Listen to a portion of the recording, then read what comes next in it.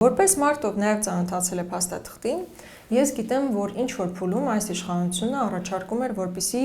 փաստաթղթում ամրագրվի որևէ թվականի քարտեզ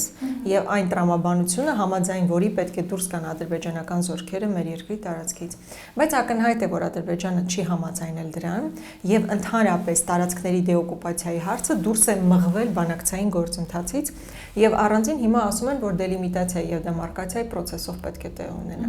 Դելիմիտացիան դեմարկացիայի process-ը կանոնակարգով է սահմանվում, այսինքն այն կանոնակարգը, որ վավերացվել է ԿՊ մեծամասնության կողմից, նույնիսկ այդ կանոնակարգի մեջ որևէ թվականի քարտեզ ներառված չէ։ Հետևաբար, երբ մենք ասում ենք, լսեք, դուք հարց չեք դրել բանակցություններով, հարց չեք դրել այս պայմանագրով մեր երկրի տարածքների դեօկուպացիայի հարցը, ասում են, դե լավ, այստեղ չենք կարել, բայց առանձին սահմանազատման գործընթացով կանենք։ Գնում ենք հասկանալու սահմանազատման գործընթացով դա երբ է տեղի ունենալու, ասում են, գիտեք, մենք չենք կարող ասել, օրինակ Սյունիքից երբ դուրս կգան, դե դա դեռ պետք է բանակցվել, դե պետք է խոսել, իսկ ակնհայտ չի, որ այս դիրքերով բանակցողը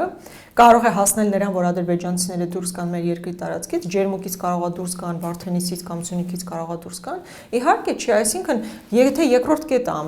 ամրագրենք, հա, այս փաստաթղթով որևէ տարբերություն մեծ համար չի ստեղծում մեր տարածքների առումով։ Այն որ այդքան հայտարարում են մենք իրական Հայաստանի գաղափարախոսներն ենք, դրա կրողներն են, մեր երկրի տարածքային ամբողջականություն 27 ու 29 ու 743 եւ այլն, 29 ու 743-ը չկա։ Հիմա եթե ձեր գաղափարախոսությունն իրական Հայաստանն է կոնկրետ տարածքով, բայց տարածքի հարցը ինչու՞ չես կարողանում լուծել այդ փաստաթղթով։